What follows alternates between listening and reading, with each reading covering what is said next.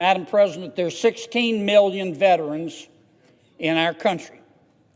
Sometimes some of them need help managing their financial affairs. When they do, they go to the Veterans Administration, and the Veterans Administration appoints a fiduciary to help that veteran manage his or her financial affairs. But under current VA policy, can we have order, Madam President?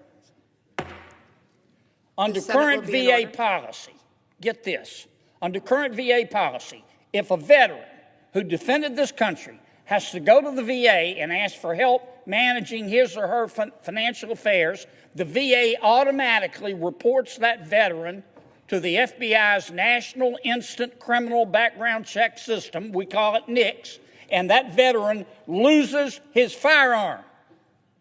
He loses his firearm automatically. No due process. Welcome to Capitol Insights. Today, I'm diving deep into an intense conversation between Senator John Kennedy. No questions asked. This decision has not been made by a judge, it's being made by a bureaucrat. All our amendment would do would be to say, the VA, just because you've asked for help with your money, cannot automatically take away your firearm or report you to NICS unless a judge has ruled that that veteran is a danger to himself or to others. And I would like to reserve the balance of my time.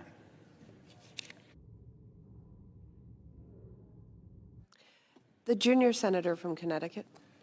Madam President, I thought one of the few things that we agreed on firearms was that people with serious mental illness, people who are judged to be mentally incompetent, shouldn't be able to buy guns. And that's what we're talking about here today. We are not talking about people who just can't balance their checkbook. We're not talking about people who just need some assistance with their financial affairs. The standard that the VA uses is the standard of mental incompetence. These are veterans who have been judged to be mentally incapacitated. And let me put a finer point on it. 1/3 of the veterans we're talking about in this category are diagnosed schizophrenics. And this amendment allows for every single one of them to have their gun rights restored. Some of the most mentally ill people in this nation, people to whom we owe a duty of care, people who are frankly more prone to suicide than the general population, are now going to be able to get their hands on a weapon to kill themselves or others if we pass this. This is a death sentence for scores of deeply mentally ill veterans.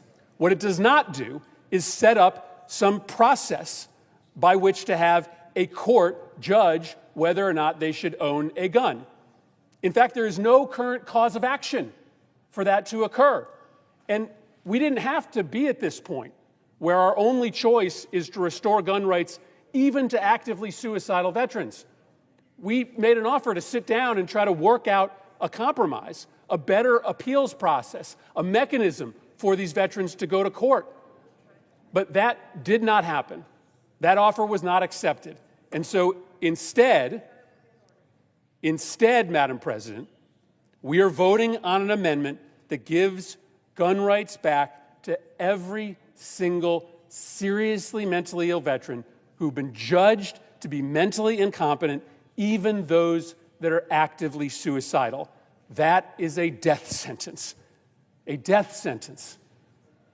for thousands of seniors, thousands of veterans all across this country if this becomes law. This is a terrible idea, and we should defeat it. The junior senator from Louisiana. Madam President, with all the respect I can muster, my colleague what he has said is inaccurate. Now, I understand this is America. You can believe what you want. There's some people that wish we didn't have a second amendment. I get that, but we do. And I agree with Senator Murphy. We both agree on this. Chris believes that love is the answer, and I do too. But I own a handgun just in case, and that's my right. And every veteran has that right.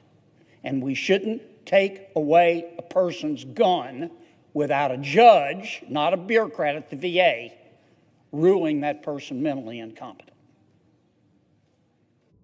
And there you have it, a full breakdown of this intense Senate clash. This debate touches on hot-button issues, gun rights, veterans care, mental health, and government roles. Stay informed, stay engaged, and stay subscribed for more in-depth analysis.